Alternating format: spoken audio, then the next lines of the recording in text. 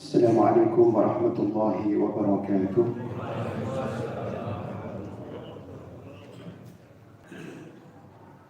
إن الحمد لله نحمده ونستعينه ونستغفره ونعوذ بالله من شرور أنفسنا وسيئات أعمالنا. من يهده الله فلا مضل له ومن يضلل فلن تجد له وليا مرشدا. وأشهد أن لا إله إلا الله وحده لا شريك له وأشهد أن سيدنا محمدا عبده ورسوله صلى الله وسلم عليه وعلى آله وصحبه وسلم تسليما كثيرا. أما بعد فاتقوا الله عباد الله. يا أيها الذين آمنوا اتقوا الله حق تقاته ولا تموتن إلا وأنتم مسلمون. يا أيها الناس اتقوا ربكم إن زلزلة الساعة شيء عظيم يوم ترونها تذهل كل مرضعة عما أرضعت وتضع كل ذات حمل حملها وترى الناس سكارى وما هم بسكارى ولكن عذاب الله شديد. عباد الله معاشر المسلمين sidang Jumat rahimakumullah. Allah Subhanahu wa taala jauh-jauh memberikan suatu kabar tentang manusia, bagaimana kepribadian sesungguhnya manusia.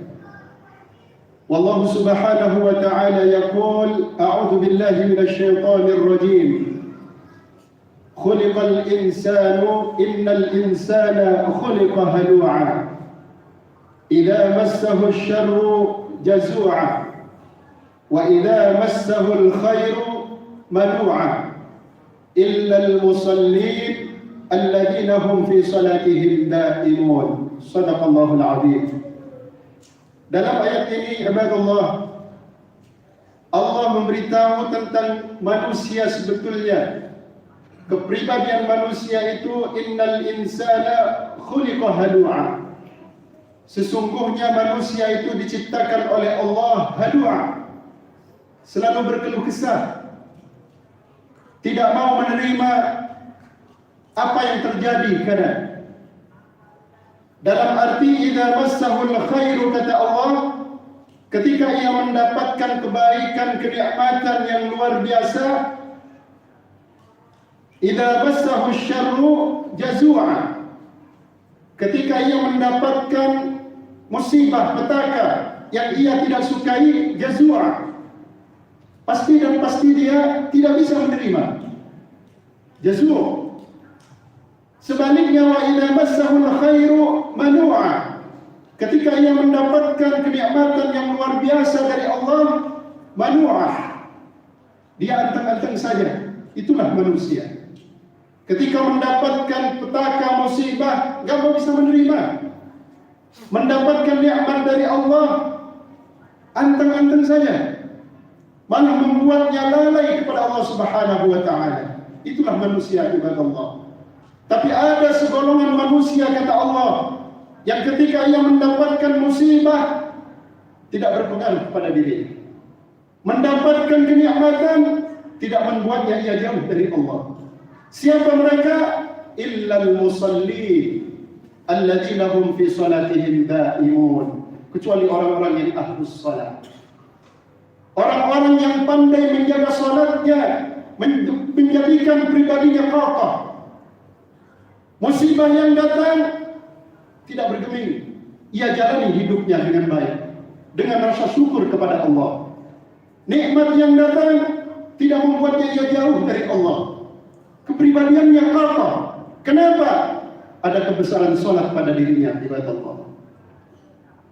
Kita lihat bagaimana dari dulu hingga kini yang menjadi hal yang paling krusial itu, ibadallah, tentunya masalah ma'isyah. Tidak bisa kita pungkiri itu. Tapi bagi ahlus salat, orang yang pandai menjaga salatnya, tidak akan ada pengaruhnya, ibadallah. Kita lihat bagaimana Allah Subhanahu wa taala ketika Allah Subhanahu wa taala berbicara tentang masalah rizki, pasti dan pasti Allah sandingkan kalimat itu dengan as-salah. Wallahu Subhanahu wa taala yaqul wa'mur ahlaka bis-salah wastabir 'alaiha la nas'aluka rizqa kata Allah, nahnu narzuquka wal 'aqibatu lit-taqwa. Wahai Muhammad, perintah kepada keluargamu, jangan kau bosan-bosan untuk mengingatkan keluargamu bis-salah, untuk selalu menegakkan salat. La nas'aluka rizqa. Ini ibadallah poinnya. Ketika Allah bicara masalah salat, Muhammad perintah keluargamu untuk senantiasa menegakkan salat. Urusan rizki, la nas'aluka rizqa. Kami tidak minta rizki kepada engkau, wahai Muhammad. Kau tegakkan salat, keluargamu kau perintah salat. Urusan rizki Allah yang mengaturnya, ibadallah.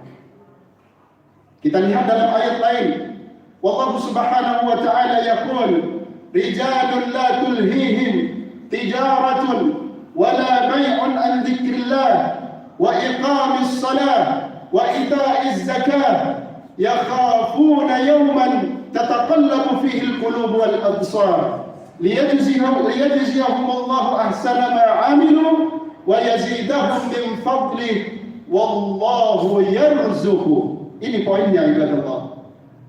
Wa iqamis salah Allah akhiri dengan wallahu yarzuqu man yasha bighairi hisab. Shadaqallahul azim. Orang-orang yang selalu senantiasa ingat Allah, pasti dan pasti ia tidak akan pernah dilalaikan dengan perniagaannya. Ia tetap akan menegakkan salat, membayar zakat. Allah akhiri kalimat itu wallahu yarzuqu. Ini kaitannya penting, ibadallah. Kita lihat bagaimana Rasulullah sallallahu alaihi wasallam ketika mendapatkan musibah, masalah rezeki itu hal yang kecil. Sudah ada aturannya dari Allah Subhanahu wa taala. Ketika Rasulullah sallallahu alaihi wasallam mendapatkan musibah petaka, besar ataupun kecil, idza hazabahul amru fazi'a ila shalah. Ini akhlak Nabi. Ketika Rasulullah mendapatkan problem-problem apa saja, fazi'a ila shalah. Nabi dan pasti selesaikan masalah itu dengan salat. Ibadallah, hari ini kadang kita mencari rezeki lupa kepada siapa yang memberi rezeki. Padahal Allah jamin.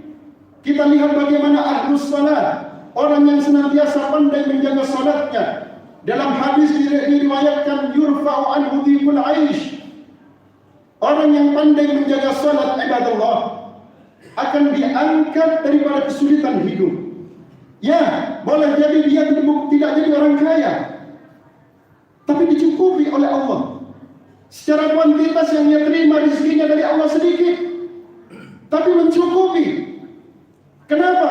Ada kebesaran salat. Ia pandai menjaga salatnya, mencukupi. Pertanyaannya, di luar sana banyak orang yang tidak salat, ibadallah, tapi rezekinya datang dari mana-mana. Tidak henti-hentinya. Datang dari mana? Dari mana-mana. Ahlul maksiyah, tidak pernah salat, tidak pernah zakat, tidak pernah puasa. Ingat, ibadallah, ini yang Allah sindir dalam Al-Quran Al-Karim.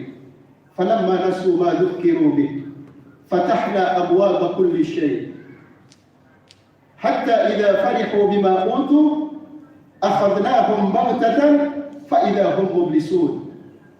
Ketika manusia itu semakin lalai lupa kepada Allah, fatahna abwaaba kulli syai'. Justru dalam kelalaian mereka kami bukakan segala pintu-pintu kebaikan. Ini ibadallah.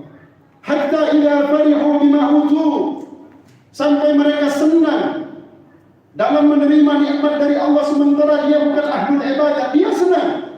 Akhadnahum baghtatan. Allah akan ambil itu secara tiba-tiba. Fa idza hum mublisun.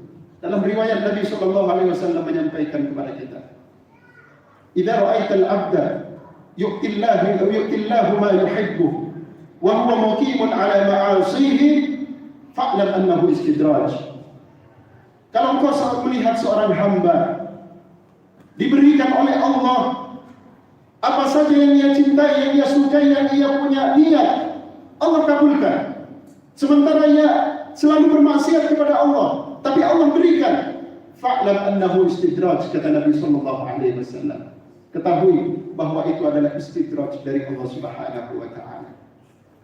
Ahlus salah ibadallah, hidupnya akan menjadi tenang, tidak kaya, berjalan dengan keberkahan. Kenapa? Ada kebesaran salat pada dirinya. Ketika ia mendapatkan musibah, tidak bergeming. Ketika ia mendapatkan nikmat, tidak membuatnya ia jauh dari Allah Subhanahu wa taala. Kenapa? Ada kebesaran salat pada dirinya. Semoga Allah Subhanahu wa taala senantiasa menjadikan kita istiqamah di dalam menjaga salat kita. Terakhir, ibadallah, sebagai penutup. Dalam 24 jam ini, dalam sehari semalam ini ada 24 jam. Kalau diambil 1 jam saja dalam 5 hari, dalam sehari 5 kali, ya, 24 jam diambil 5 menjadi 19. 19 banyak waktu kita ibadallah untuk tijarah kita, untuk urusan dunia kita. Banyak waktu kita 19 jam. Sedikit yang Allah minta dari waktu kita. Tidak ada seorang sholat yang sampai 1 jam. Zuhur nggak sampai 1 jam, termasuk Jumat 20 menit selesai. Jadi banyak waktu kalau untuk urusan dunia. Jangan sampai urusan dunia melalaikan kita tentang masalah sholat. Allahu Akbar, Allahu Akbar. Ashhadu an la ilaha illallah. Hayya 'alas shalah. Allah memanggil. Masih sibuk dengan urusan dunianya, padahal ada 19 jam lagi untuk urusan dunia. Jangan sampai melalaikan salat ibadallah. Jadilah ahlus salat yang betul-betul ada pada dirinya kita masing-masing kebesaran salat, hingga kita menjadi hamba yang beruntung dunia dan akhirat. Amin Allahumma amin.